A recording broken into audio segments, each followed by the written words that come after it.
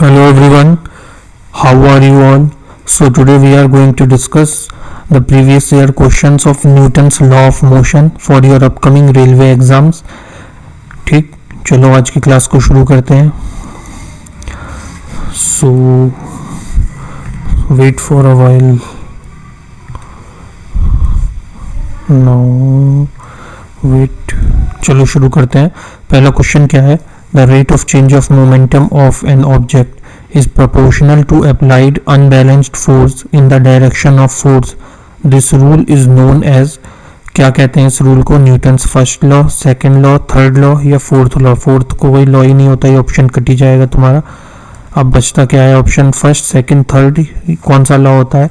जो rate of change of momentum होता है, ये इतना ही याद रखना यहाँ से बस. The rate of change of momentum अगर कहीं दिखे तुम्हें और न्यूटन का लॉ पूछे तो वो हमेशा जो है न्यूटन का सेकंड लॉ होता है. ठीक, क्या होता है? न्यूटन का सेकंड लॉ होता है. The rate of change of momentum of an object is proportional to the applied unbalanced force.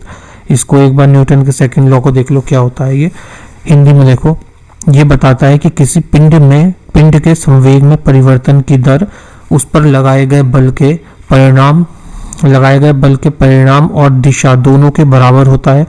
किसी पिंड का संवेग उसके द्रव्यमान और वेग के गुणाफल के बराबर होता है.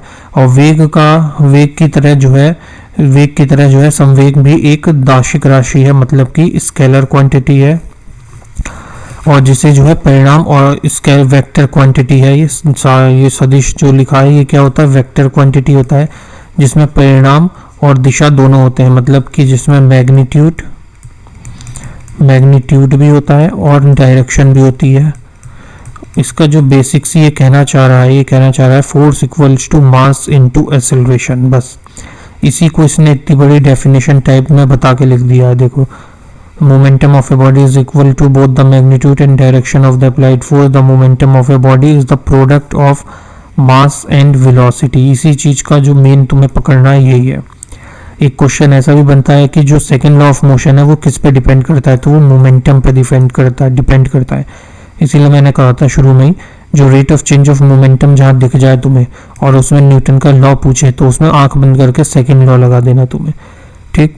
If you move the tree branches fast then some leaves get detached from the tree due to. जब हम पेड़ को जोर जोर से हिलाते हैं तो उसकी कुछ पत्तियां जो है टूट के नीचे गिर जाती हैं. किस वजह से ऐसा होता है? तो ये किसकी वजह से होता है? इनर्शिया की वजह से होता है. और इनर्शिया को क्या कहा जाता है? इनर्शिया का दूसरा नाम क्या है? First law of motion. First law of motion भी इसको कहा जाता है.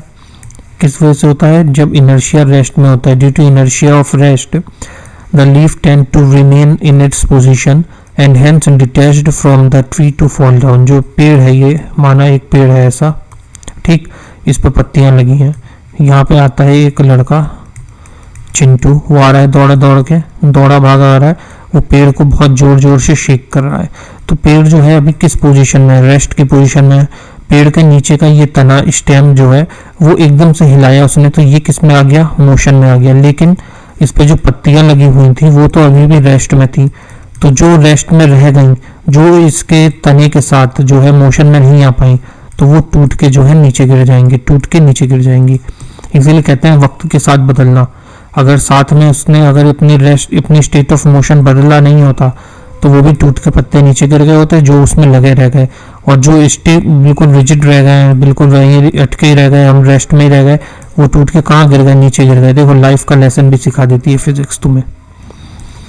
अगला क्वेश्चन देखो, which of the following example illustrate the Newton's first law of motion. तो first law of motion Newton का कौन सा इसमें से एग्जाम्पल है जो न्यूटन का फर्स्ट लॉ ऑफ मोशन बताता है? तो पहले फर्स्ट लॉ ऑफ मोशन देख लो क्या होता है. ये होता है if an object in rest. अगर कोई रेस्ट ऑब्जेक्ट है और वो रुका हुआ है, रेस्ट पोजीशन में है, तो वो रेस्ट में ही रहेगा जब तक उस पर कोई एक्सटर्नल फोर्स लगा के उसको मूव नहीं किया जाएगा. या फिर कोई ऑब्जेक्ट है वो मोशन में है और उसके अपोजिट साइड से जब तक कोई एक्सटर्नल फोर्स लगा के उसको रोका नहीं जाएगा वो ऑब्जेक्ट जो है रुकेगा नहीं. तो ऐसे ही इसका एग्जाम्पल पूछा है इसने. तो देखो क्या होगा इसका example. When we stop pedalling the cycle start to slow down. तो ये तो न्यूटन के लॉ का है ही नहीं, ये तो फ्रिक्शनल फोर्स का है. फ्रिक्शनल फोर्स का एग्जाम्पल हो गया, फ्रिक्शन जो क्रिएट होता है उससे. While catching a fast approaching cricket ball the fielder slowly move his hand, ये भी नहीं होगा, ये थर्ड लॉ ऑफ मोशन होता है। जब बॉल कैच करता है तो वो जो फील्डर होता है वो अपना हाथ थोड़ा सा पीछे ले जाता है ना, चैंपियंस ट्रॉफी तो तुम लोग देख ही रहे होगे आजकल, कैच जैसी होती है हाथ को पीछे की तरफ थोड़ा सा वो साइड साथ में बॉल के ले जाया जाता है ताकि उसका वेग जो है थोड़ा कम हो जाए। थर्ड ऑप्शन क्या है, व्हेन ए बस स्टार्ट एब्रंटली, अचानक से बस स्टार्ट होती है तो पैसेंजर्स जो है पीछे की तरफ जाते हैं, यही इसका जो है सही आंसर हो जाएगा। फर्स्ट लॉ ऑफ मोशन यही कह रहा है, जो कि बस जो है पहले रेस्ट पोजीशन में थी, एकदम से वो स्टार्ट हुई तो पैसेंजर तो अभी रेस्ट में ही थे, उनके नीचे के फुट पैर तो उनके नीचे से टिके हुए थे बस के, तो वो तो आगे के फुट जो थे, फुट नहीं बॉडी, पैसेंजर्स की बॉडी जो है वो रेस्ट में ही थी। लेकिन जैसे ही बस चलना शुरू होती है, जैसे ही बस ने चलना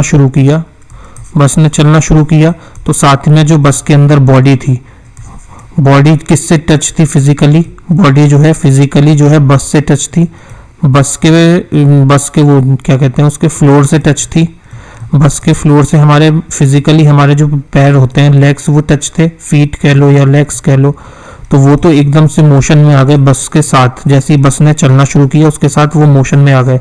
लेकिन हमारा जो बॉडी का ऊपर का हिस्सा था, ऊपर का धड़ कहते हैं, क्या कहते हैं, धड़ ही कहते हैं ना, ऊपर का जो हमारा बॉडी का हिस्सा था वो तो रेस्ट में ही था। तो जैसी बस चली आगे की तरफ तो हमारा जो बॉडी का हिस्सा रेस्ट में था वो एकदम से पीछे की तरफ जाता है, ठीक जैसे ही। और जब बस रुक जाती है, अचानक से ब्रेक लगता है बस में या कार में, तो हमारी बॉडी कहाँ जाती है, पीछे नहीं आगे की तरफ बेंट होती है। इसीलिए जब कार में बैठते हैं तो कहते हैं ना सीट बेल्ट लगा लिया करो, सीट बेल्ट इसीलिए लगाने को कहा जाता है क्योंकि अगर सडनली कहीं ब्रेक लगाया गया तो तुम्हारा माथा या तुम्हारा फेस जाके कहीं जाके डैशबोर्ड पे टकरा के मुंह हाथ टूट नहीं जाए, इसलिए तुम्हारी सेफ्टी के लिए जो है वो सीट बेल्ट लगाई जाती है। How many law of motion did the Isaac Newton formulated, तो कितने लॉ थे न्यूटन के, न्यूटन ने कितने लॉ दिए थे, 3 लॉ ऑफ मोशन दिए थे, कितने थे, 3 थे, ये सब तो होगा ही नहीं, तो बच्चे को पता होगा। इसकी बुक की क्या नाम था, इसकी mathematical principle of natural philosophy, ये बुक का नाम इंपॉर्टेंट है, याद रखना। क्या नाम था बुक का, mathematical principle of natural philosophy, mathematical principle of natural philosophy. और कब दी थी ये बुक, कब पब्लिश हुई थी, ये हुई थी 1687 में, ये नाम भी तुम्हें याद रखना है, 1687 में जो है ये बुक पब्लिश हुई थी, ये इंपॉर्टेंट है, ये भी इंपॉर्टेंट है। और बुक का नाम जो है, बुक उसका नाम जो है वो भी इंपॉर्टेंट है, इसे याद रखना।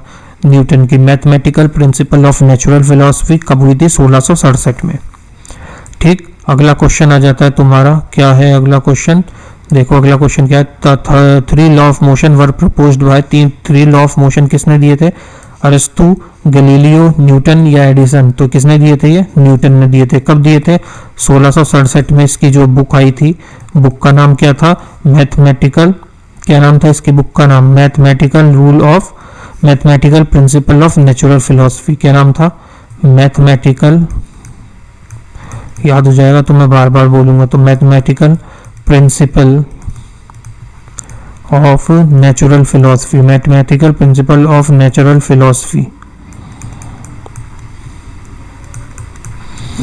और कब ये बुक आई थी, 1667 में आई थी। बार बार इसलिए कह रहा हूँ क्योंकि इसके क्वेश्चन आता है और तुम्हारे अभी इसमें भी मिलेगा, ईयर कौन सा था, बुक का नाम क्या था, ये याद रखना, न्यूटन ने दिया था, ठीक।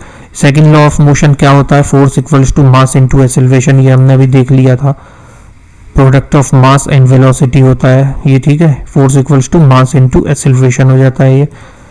अब इसके बारे में देखो, the rate of change of momentum of a body is directly proportional to the applied force on the body and in the direction in which the force acted, ये भी याद रखना। ये डेफिनेशन जो है यहाँ से यहाँ तक ये पूरी तुम्हारे लिए इम्पोर्टेंट है, और जहाँ इम्पोर्टेंट बोल रहा हूँ मतलब वो समझ लो, मैंने सब प्रीवियस ईयर देख के तुम्हें इम्पोर्टेंट बता रहा हूँ। अगर बात मान लोगे तो फायदे में रहोगे एग्जाम वाले दिन, वरना तो तुम देख लो, इतने सालों से एग्जाम दे ही रहे हो, आगे भी देते रहोगे, क्या जा रहा है तुम्हारा। तो ये हो जाता है, इस स्टेटमेंट को जब हम एक्सप्रेस करते हैं पूरी डेफिनेशन को, तो इसको ऐसे लिखा जाता है, force equals to mass into acceleration. यहाँ एफ जो होता है फोर्स होता है, एम से क्या होता है, मास होता है ऑब्जेक्ट का, और ए से होता है एक्सेलरेशन। इसकी जो यूनिट होती है फोर्स की वो होती है किलोग्राम मीटर पर सेकेंड स्क्वायर, या फिर न्यूटन भी कहा जाता है। इसका सिंबल क्या होता है, एन होता है, ये याद रखना, डेफिनेशन इंपॉर्टेंट है तुम्हारी। The rate of change of momentum of a body rate of change of momentum of a body is directly proportional to the applied force on the body in the direction of motion, in the direction of the applied force. ये याद रखना definition. The other name of the Newton's first law of motion, Newton के first law of motion का दूसरा नाम क्या था, हमने क्लास में भी देखा है, वो होता है लॉ ऑफ इनर्शिया. क्या कहते हैं उसे, लॉ ऑफ इनर्शिया कहा जाता है. सेकंड लॉ ऑफ मोशन किस पे डिपेंड होता है, मैंने बताया था सेकंड लॉ ऑफ मोशन में जहां भी rate of change of momentum दिखे उसको क्या मान लेना, वो हमेशा क्या होता है तुम्हारा सेकंड लॉ ऑफ मोशन में ही आएगा. ग्रुप डी का क्वेश्चन है तुम्हारे. देखो ट्रिक्स जो है वो क्वेश्चनों को पढ़ के ही बनती हैं और मैंने पूरी बुक खंगाल मारी है तुम्हारी साइंस को कराने के लिए, फिजिक्स तो एटलीस्ट. तो फिजिक्स में तुम्हें टेंशन की जरूरत नहीं है, जहाँ इंपॉर्टेंट जहाँ ट्रिक जो बता रहा हूँ वो करते चलो, इजिली तुम्हारा समझ में आ जाएगा. देखो क्या है, the rate of change of momentum of a body is directly proportional to the applied force on the body and in the direction in which the force acted. ये भी याद रखना कि किस पे होता है, अप्लाइड फोर्स पे होता है, किस डायरेक्शन में होता है, जिस डायरेक्शन में फोर्स लगाई जा रही होती है. Force equals to mass into acceleration हमने बता ही दिया अभी. एफ इक्वल्स टू फोर्स हो जाता है, एम से मास होता है, ए से एक्सेलरेशन होता है. इसकी यूनिट क्या होती है, किलोग्राम मीटर पर सेकेंड स्क्वायर या फिर न्यूटन भी कहा जाता है. और इसका सिंबल क्या होता है, न्यूटन का एन होता है. एक न्यूटन में कितने डाइन होते हैं, 10 की पावर 5 डाइन होते हैं.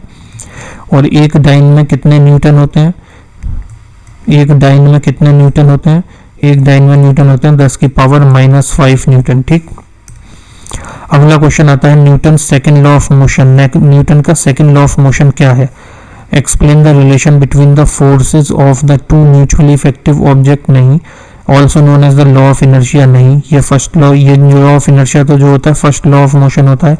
It help to understand the effort the effect of force. ये हेल्प करता है अंडरस्टैंड करने में इफेक्ट ऑफ फोर्स को. या also known as the law of conservation of energy. ये भी नहीं होगा, law of conservation of energy तो है नहीं.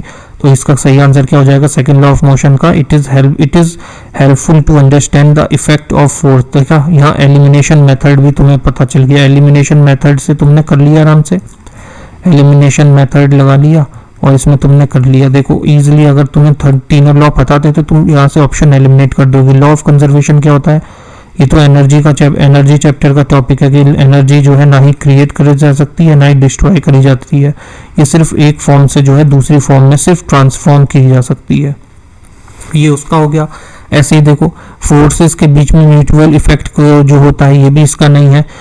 ऐसे ही लॉ ऑफ इनर्शिया तो फर्स्ट लॉ ऑफ मोशन होता है. ऐसे ही कौन सा ऑप्शन बच जाता है, एक ही ऑप्शन बचता है जो कि न्यूटन के सेकंड लॉ से डिपेंड करता है.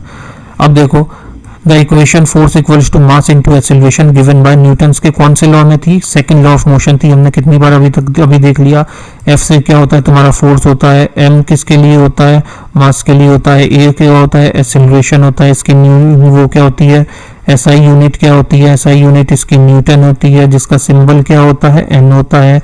एक न्यूटन में कितने होते हैं, 10 की पावर 5 डाइन होते हैं. और एक डाइन में कितने होते हैं, 10 की पावर -5 न्यूटन होते हैं. अगला question, which of the following Newton's law of motion provides an explanation for why a ball thrown on a wall collides and return. जब हम बॉल को बचपन में या अभी भी तुम देखोगे बॉल को दीवार पे मारते हो इधर से, तो वो लौट के तुम्हारे पास आती है. जितने भी फोर्स से तुम लोग मारते हो, अगर धीरे से फेंकोगे तो बॉल तुम्हारे पास तक तो नहीं आएगी, लेकिन टकरा के यहीं बीच में गिर जाएगी.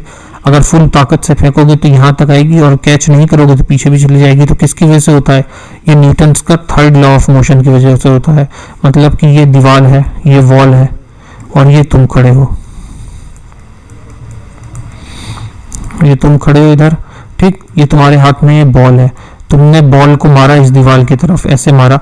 इस पे तुमने क्या किया, एक्शन किया. ये जाके दीवार पे टकरा के वापस तुम्हारे पास आएगी. यहाँ से दीवार ने क्या किया, इसके साथ रिएक्शन किया.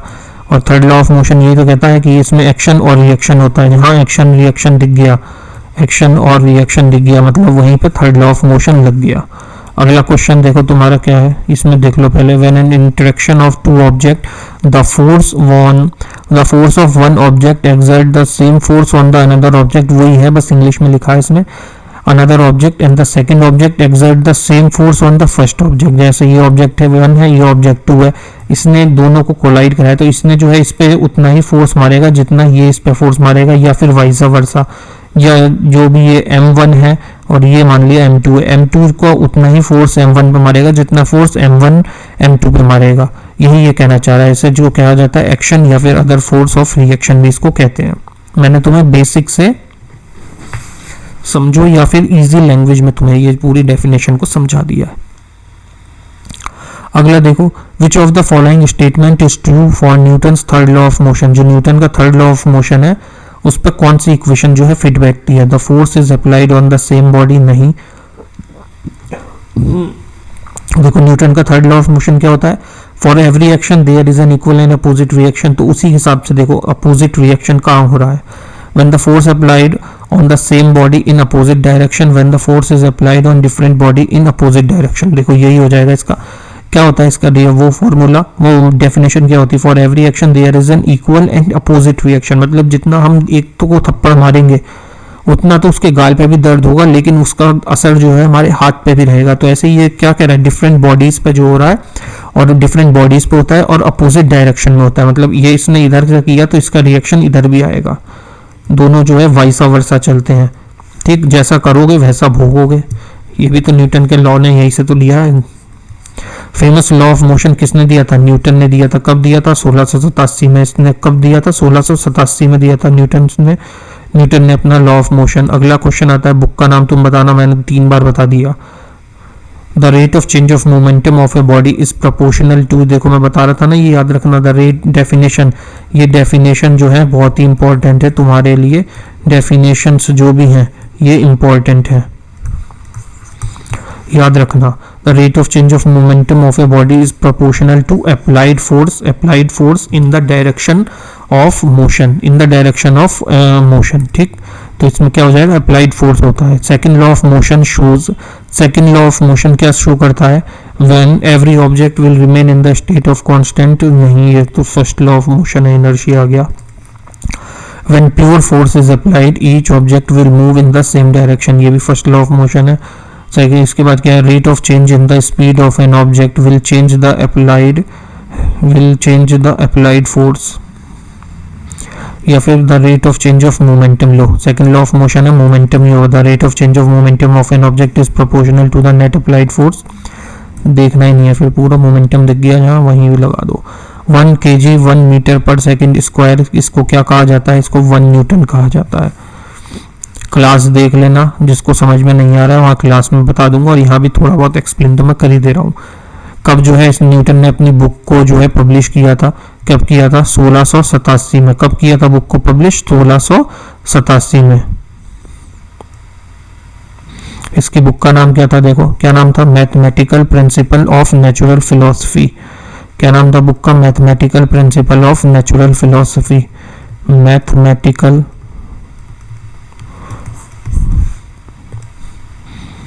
Why does a fielder turn his arms backward while catching a fast approaching cricket ball? जब भी बॉल के कोई फील्डर जो है कैच कर रहा होता है तो वो क्यों अपने हाथों को जो है पीछे की तरफ लेके चला जाता है। तो हमने देखा ही था अभी जब हमने क्लास करी थी, उस समय भी मैंने इसका जो है एग्जाम्पल तुमको बताया था। अब भी देख लो कि क्यों होता है वो, because he experience less force over a longer period of time. क्योंकि उसको जो फोर्स, जो बॉल को उसने पकड़ा, बॉल में कितनी वेग से बॉल आ रही है, उसको जो है कम करने के लिए जो है बॉल के साथ वो अपने हाथ को पीछे ले जाता है, ताकि उस पे हाथ पे ज्यादा इंजरी ना हो, हाथ टूटे वगैरह नहीं, ठीक। तो shot from A rifle, what will be the kinetic energy of the rifle if the rifle comes backward without stopping. क्या होगा जब एक राइफल से शॉट किया जाता है, तो while shooting a shot from a rifle, what will be the kinetic energy? Kinetic energy क्या होगी if the rifle come backward without, अगर राइफल जो है पीछे की तरफ आती है बिना स्टॉप किए, एक फायर किया, गोली बुलेट आगे की तरफ गई तो राइफल पीछे को झटका मारती है ना, तो उस समय का पूछ रहा है कि काइनेटिक एनर्जी क्या होगी। उस समय काइनेटिक एनर्जी जो होगी वो लेस होगी, lesser than the kinetic energy. what will be the kinetic energy of the rifle की जो काइनेटिक एनर्जी होगी वो हमेशा जो है कम होगी काइनेटिक एनर्जी ऑफ बुलेट से, ठीक। अगला क्वेश्चन देखो, product of mass into acceleration force होता है, हमने कितनी बार देख लिया, F equals to m into a। ये किसमें होता है, सेकेंड लॉ ऑफ मोशन में होता है तुम्हारे। Which of the following example explain the Newton's third law of motion, rocket launching. लो पहला ही ऑप्शन हो गया, नीचे से आग लगाई ऊपर की तरफ गया है, पूरा एग्जाम्पल समझाया था तुमको। क्लास देखो, क्लास जो भी क्लास करा दी है फिजिक्स की इंपॉर्टेंट है देखो। और चैनल को सब्सक्राइब कर लो, लाइक कर लो, वीडियो को फॉलो कर लो, चैनल को टेलीग्राम चैनल को जो है ज्वाइन कर लो पीडीएफ के लिए। तुम्हें सालों को तुम्हें रोज कहता हूँ टेलीग्राम ज्वाइन कर लो, तुम ज्वाइन ही नहीं करते हो पीडीएफ के लिए, पता नहीं कैसे पढ़ रहे हो। When a sailor jump in the forward direction, the boat drift backward. Which law of Newton represent the following example? कौन सा जो है लॉ होता है इसमें? जब सेलर जो है, कोई एक सेलर है, सेलर मतलब कि सैनिक है, सेलर को सैनिक की तरह मान लो। एक गांव में बाढ़ आई हुई है, वहां से पूरी फौज गई हुई है नाव लेके बचाने के लिए। तो जब एक नाव से वो दूसरे नाव पे जाता है तो वो आगे बढ़ता है, तो नाव जो है पीछे की तरफ क्यों जाती है? क्योंकि उस पर कौन सा लॉ ऑफ मोशन लग रहा होता है? थर्ड लॉ ऑफ मोशन वहां पे जो है काम करता है।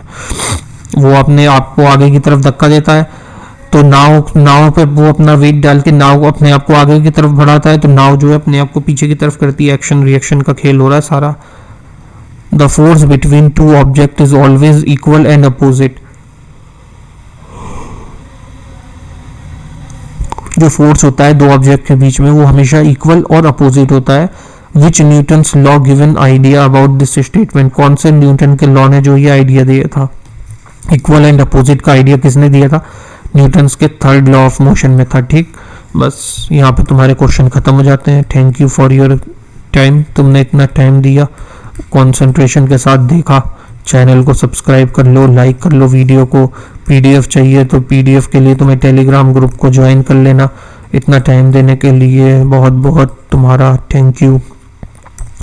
न्यूटन के थर्ड लॉ ऑफ मोशन में था। एक और चीज़ तुम्हें बार बार दोबारा से मैं बता दे रहा हूँ, इस बुक का नाम याद रखना, mathematical principle of natural philosophy. कब करी थी? 1667 में इसने करी थी।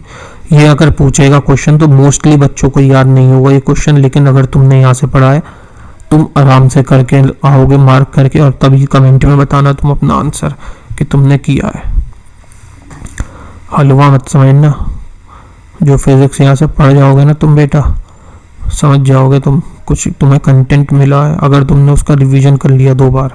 ठीक, मिलते हैं नेक्स्ट क्लास में, तब तक के लिए जय श्री राम।